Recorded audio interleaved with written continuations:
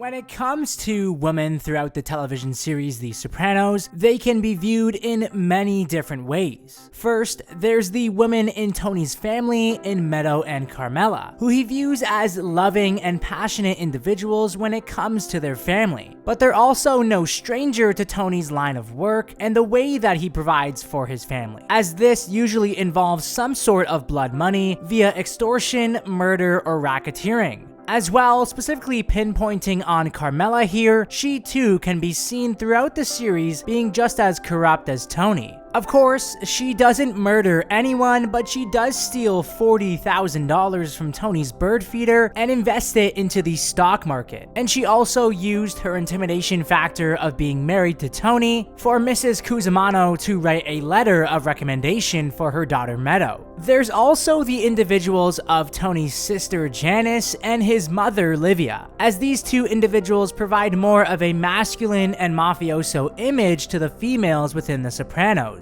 There's also the women that Tony has on the side to fulfill quick acts of adultery and urges. These are women such as Valentina, Irina, some of the Bing girls, and Svetlana. There's also the friends that Tony and Carmela have throughout the series. Whether it's Mrs. Cusimano, Gabriella, Rosalie, Angie, and Ginny Sacrimoni, as most of these women are your stereotypical mobster wives. To go along with all of these women, there's also Dr. Melfi, who represents women throughout the series as intelligent, independent, tough, charismatic, and also selfish. So we can see that the representation of women within The Sopranos is a mixed bag. But it's within these female friends of Tony and Carmela, their family members, employees, and doctors, that there's one individual who seems to stand out amongst all the women displayed throughout The Sopranos. She delivers a tough, bold, ballsy, honest, and loyal image. Sure, she may be Italian and connected to the Mafia and individuals like Tony Soprano, but she is the furthest thing from the Mafia and its representations to society and all the evil that comes with the Mafia. And this is the character of Charmaine Bucco. And in this video, I'll be exploring why the character of Charmaine differed so far and away from the other women in the series. This is a character analysis of Charmaine Bucco.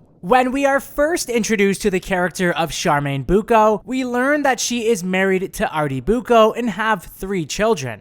Artie and Charmaine are the co-owners of a local restaurant in town called Vesuvio, a restaurant that was owned by Artie's father. Her husband, Artie, is childhood friends with local mafia boss Tony Soprano. While her husband adores the idea of a childhood friend, let alone a reputed mob boss coming into the restaurant on the daily with his friends, his wife Charmaine is totally against the idea. She embodied the idea of hard work ethic and the American dream that The Sopranos showcases throughout its entirety. When Artie wants to accept Tony's offer of cruise tickets simply to blow up their restaurant, but Charmaine realizes why Tony has these tickets, as they were handed to him out of fear with Mafia. We also learn that Charmaine is also a childhood friend of Tony and Carmela's, as the 4 close friends all went to school together throughout grade school and high school. It's not until later into the series that we discover that Charmaine and Tony briefly dated. In the first season of the series, we can see that Charmaine has drifted away from virtually everyone she knows except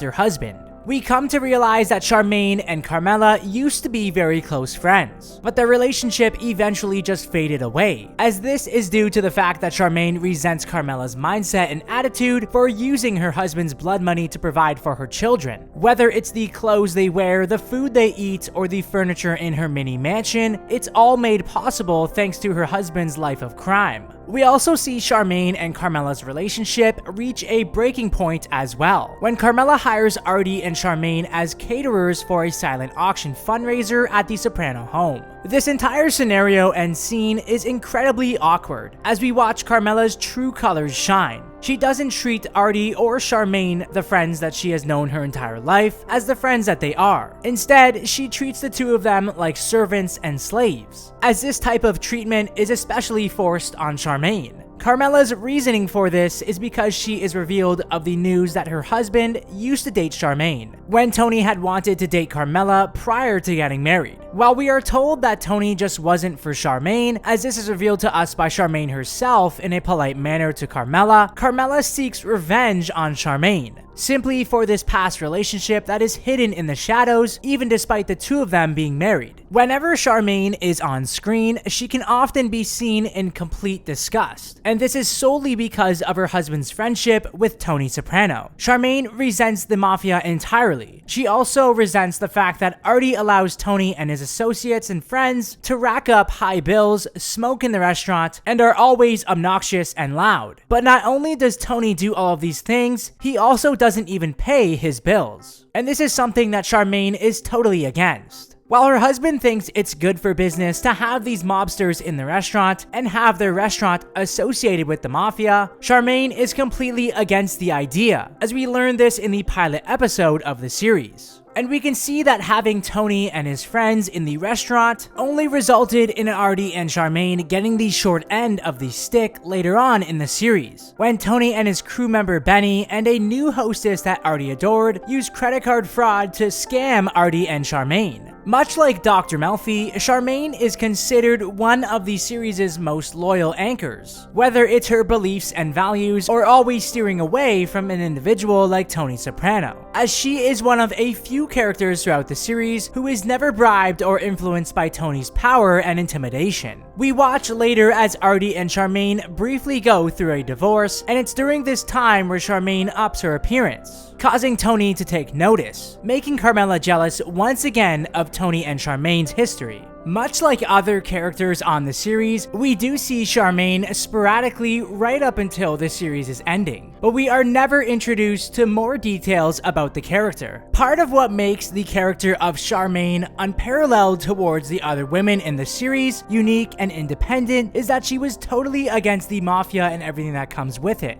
She embodied the American dream and wasn't unlike any of the Mafia women that we see throughout the series. She could care less about the glitz and glamour, the luxurious designer clothes, the luxury cars, the jewelry, etc. She was a strong, independent woman who proved she was tougher than the Mafia by not letting an individual like Tony Soprano, and even in some cases his wife Carmela, intimidate her. She was easily one of the smartest individuals on the series. She realized that getting involved with the Sopranos isn't as good as it seems, even despite the promising prospects seem like a great return. She realized that it all wasn't worth the trouble, the hassle, and the stress that comes with the Mafia coming into your life. It was said on Talking Sopranos that Charmaine was one of the most likable females on the series. What are your thoughts about the character of Charmaine Bucco? I would love to hear them down in the comment section below. For more Sopranos content, keep it locked here, right here on this channel.